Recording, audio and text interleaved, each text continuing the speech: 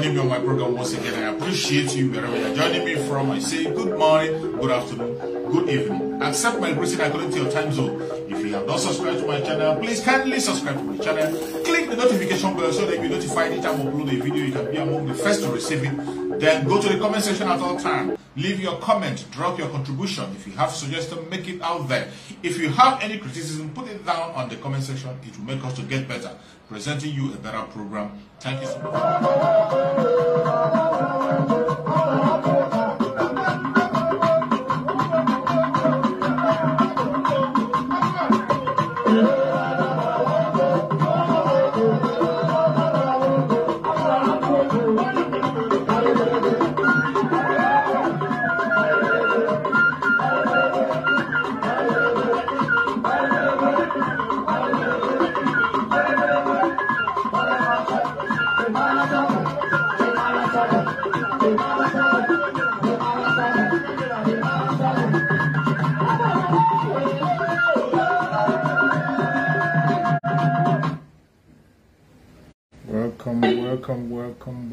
Welcome. Thank you for joining. Thank you for joining wherever you are joining from. I appreciate you. Thank you for connecting. We will continue to make wave. We continue to preach the gospel no matter what they say, no matter what they want. Whether they want it or not, whether they like it or not, we will continue to spread this gospel until they hear it. If you are joining me from any part of the world, I appreciate you and I thank you for joining. Please, as you join the broadcast, kindly share. My brother James Friday, thank you for joining, James. Thank you for joining. Please share on your platform, share to WhatsApp group where you belong. Try and share so that people can know where we are. They don't allow us to broadcast on our normal platform, so I have to broadcast here on Chooks for Survival before I can now share it on the other platform.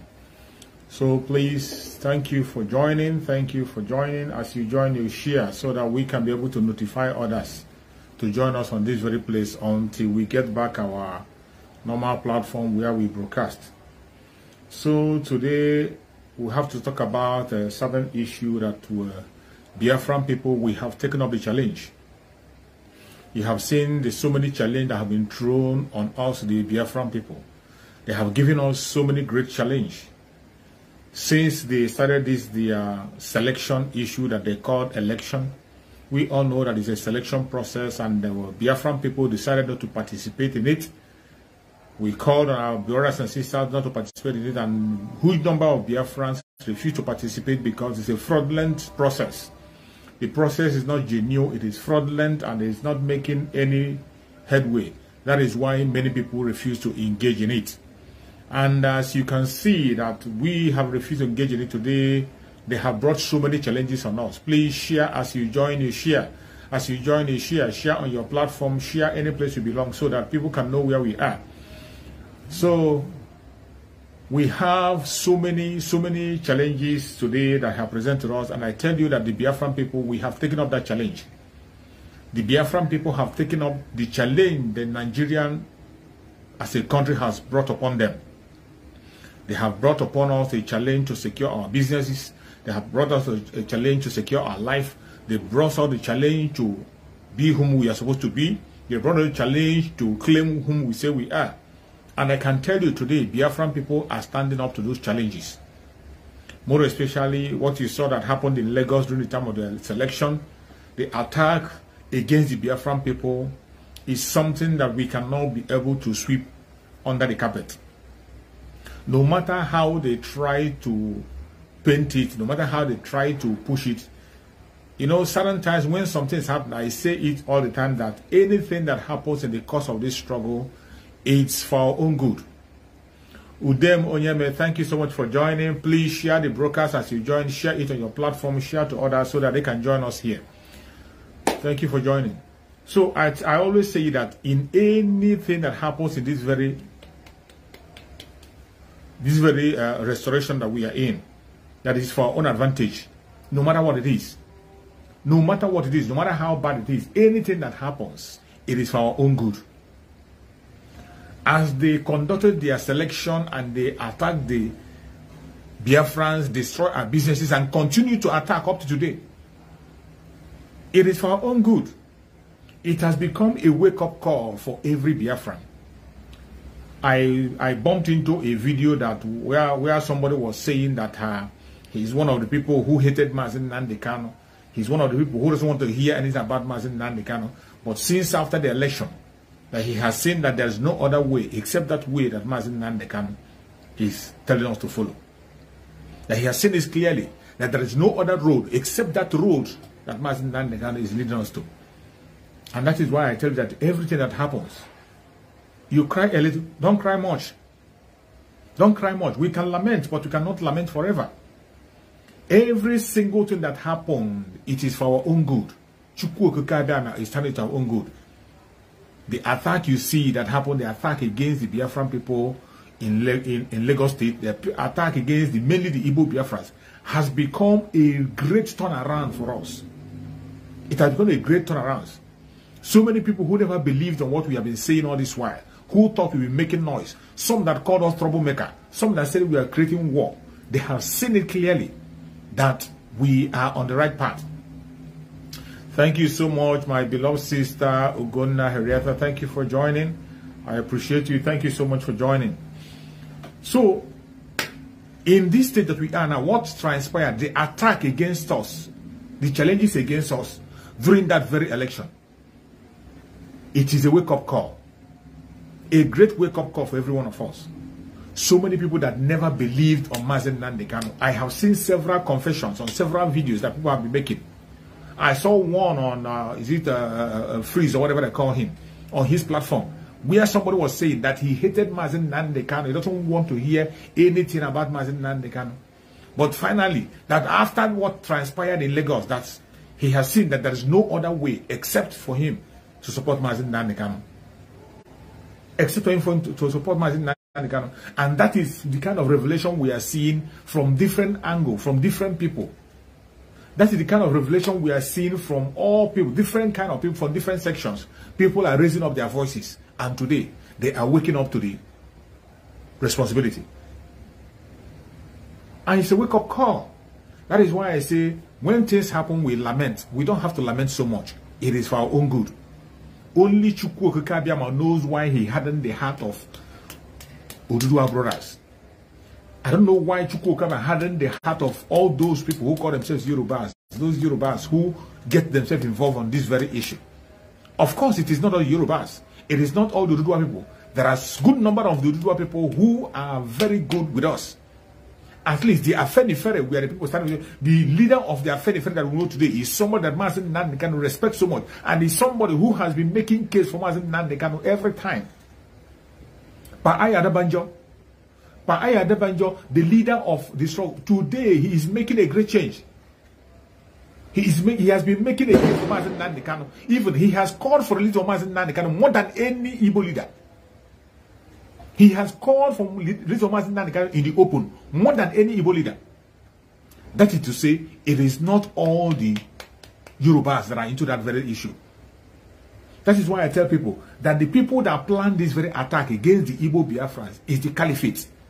They used Turubu and his thugs. The Fulanis used Turubu and his thugs. And this is something they have been planning long time ago to create that very division, because they saw that we have gotten a certain amount of unity. That we have gotten a certain amount of unity in the south. We have gotten a certain amount of unity between the Biafrans and the Oduduwa people. And now they throw that card. And many people stupidly bought into it. But the most painful part is that some people who are even living abroad, some people that are living abroad are supporting the attack against the Biafran people. They are supporting the lies against the Biafran people. And when you see their reasons they are given, every single thing they are saying here, they are all lies. They are all lies. They brought a blackmail and begin to accuse Biafrans of saying that Lagos is a no man's land. Biafrans never said that Lagos is a no man's land. The person that made that statement was a Yoruba man, former governor of Lagos State, Jakonde. He made that in his speech after he won the governorship. It was not a Biafran that said that Lagos is a no man's land. But look at how they play the card. They play the card now and throw it as if it was a Biafran. I said it. Biafran people have got a Biafran man have challenged and say, if you can provide a video where a Biafran man was saying that Lagos is no man's land because of every election, that he's going to give you 1 million naira. 1 million naira bet have been made. Just provide a video. Up to today, nobody could be able to provide a single video where a Biafran was talking that that Lagos is no man's land because of the election. But they played this card and people bought into it. But I thank Chukwu Okakabiam. I thank Chukwu Okakabiam that what happened really happened. Because if it didn't happen, we would not know where we are. If what happened didn't happen, so many of us will not repent. Some of us will still be thinking that they are part of Nigeria. Some will still be deceiving themselves that, oh, they are living in Lagos, they are doing business. But as this has happened, so many Biafrans have lost their business. Even up till now, the attack is still going on. They are still burning shops and houses, places. Is it not 2 days or 3 days ago we heard that Balogu was burning? You think it's ordinary? It is not ordinary. The jihadist war, the economic war is still against the Biafran. It's still going on. The economic war against the Biafran people is going on daily basis. And we cannot keep silent. But I thank Chukwu Okakabiam that today, the Biafran people have stood up to the challenge. They have stood up to the challenge. So many businesses in Lagos today are moving down to Biafra land. So many businesses are moving down to Biafra land. So many plans are going on. And more businesses are going to move down to Biafra land. No matter how difficult it is, no matter what it is, we are relocating. Biafrans are relocating their businesses and their contacts. We have been shouting and saying, even our eternal leader, Dim Odimegwu Ojukwu, before Dim Odimegwu Ojukwu died, he cried about this. He cried and shouted and told us that how many times will something happen to us before we learn a lesson. Our eternal leader told us that we should make sure we keep our things back home. We should bring things back home. And Corona, our eternal leader, Dim Odimegwu Ojukwu, he said it in several videos when he was alive. In several places, he said it. On his return, he said it.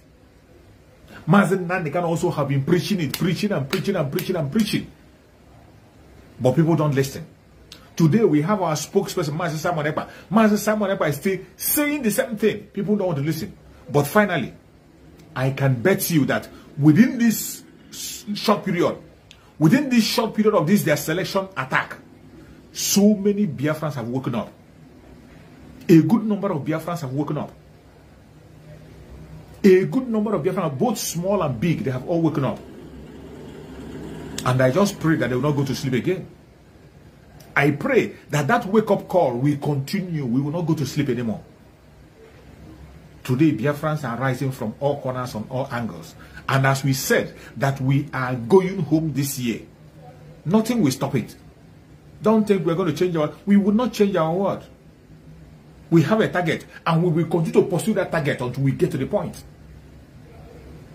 We will continue to pursue that target with faith until we get it. Because it is very, very clear that you are not wanted where you are forcing yourself to be. You are not wanted. From every angle, from all indication, the way they treat you, the way they respond to issues, the way they act against you, the way they attack you, it's evidence showing that you are not wanted anywhere. They don't want you. They don't need you anywhere around them.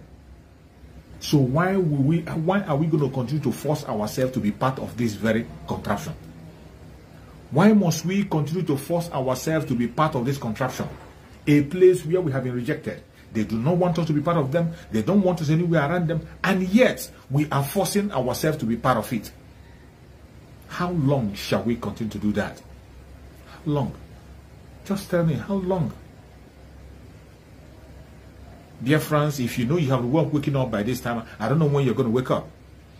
If you call yourself a genuine Biafran and up to today, you have not woken up, you are still singing a different song, I don't know when you're going to wake up. I don't know when you're going to wake up. But I thank Chukwu Okakabiam that from what I am seeing on the media, from what I'm seeing on different videos I'm seeing, it is very, very certain that the Biafrans have woken up. And that is what concerns us most. That's what concerns us most. Every attack you are seeing from right, left, and center, Who cares? We don't care. What I know is that everything you are seeing today is for our own good. Because our people are sleeping and snoring. So many Biafrans are sleeping and snoring. So they need to be hit hard for them to wake up. That is why I like the attack that is coming. Somehow, I like the attack that is coming against the Biafran people. The Igbo Biafrans. I like the attack. Because when they are relaxed, they forget whom they are. When they are not having the attack, they forget whom they are. They think that everything is bed of roses. Some of them will forget where they're coming from. Some of them will begin to preach falsehood before your own very eyes. Something you know that is false, you begin to preach it. That is why we have to stand up our ground. We have to stand our ground and continue to speak. Continue to speak. Continue to sensitize our people. We have stood up to responsibility. The challenge they gave to us, we have taken that challenge and we are going to fight it to the last. They have told us to our face that we are not wanted in that contraption. There's no point forcing ourselves. And by the way, our brother, our little brother whom they kidnapped, Kamsi, has been released by the special grace of Chukwu Okabiama. The poor boy who was arrested, which I did the video last time, has been released. And he has his freedom back again. And when you hear the poor boy, the only reason why that poor boy was kidnapped, a young child of 10 years old, a minor. The reason why a minor was kidnapped was that the minor saw that he himself is in captivity. If a minor like Kamsi, we know that he is in captivity, how much more you, an elderly person, how much you that is a grown-ass man, yet you don't know. It's a shame. It's a shame. If a minor like Kamsi can be able to know that he is in captivity and he continue to shout for the release of Mazen Nandekano and continue to bomb, and even when they told him not to talk about Biafra, he continued to talk about Biafra. He said he will not stop. If a minor can be able to know that, how much more you, an adult? What are you waiting for? What are you waiting for? You that is an adult, what are you waiting for? What are you waiting for? You don't want to rise up. You're still waiting until when they cut your head off before you know that you are not wanted in that contraption. They have told you in parable. They told you to your face. And yet, you don't seem to get it. You don't seem to get it. What else are you waiting for? When are you going to understand that you are not needed anywhere in that contraption? When are you going to understand? It's just like the issue of the London Ball. When we were telling you about the London Ball, you never believed us. We told you about the London Ball that he is not going to make any change. He cannot be able to bring any change to you. He will not be there. They will not allow him to smell anywhere close to Asarok. When we said you were telling us that he has support all over the world. He has support everywhere. Everywhere supporting. Today, go to the social media today, you see that many of those youth who supported him today are turning against him. Many of those youth who supported him, who were shouting obedient, obedient, today they are using the same platform today to attack him. Calling him one manner of name, that is little liver. Do you blame them? I don't blame them, but this is what we knew beforehand. That is the difference between us and them. For them, they cannot see beyond their nose. But we see the end from the beginning. We don't need to wait until when we get to the beginning before we know the result. The contraption called Nigeria has one single template. One single template. It is very easy for you to dictate what is going to happen. Except you are not paying attention. Or except you are just following up because of your own selfish interest. Or you are pretending not to know what is going on. Every single thing that happens in the contraption called Nigeria, you know how it's going to end. From the beginning. As soon as it starts, you already know where it's going to end and how it's going to end.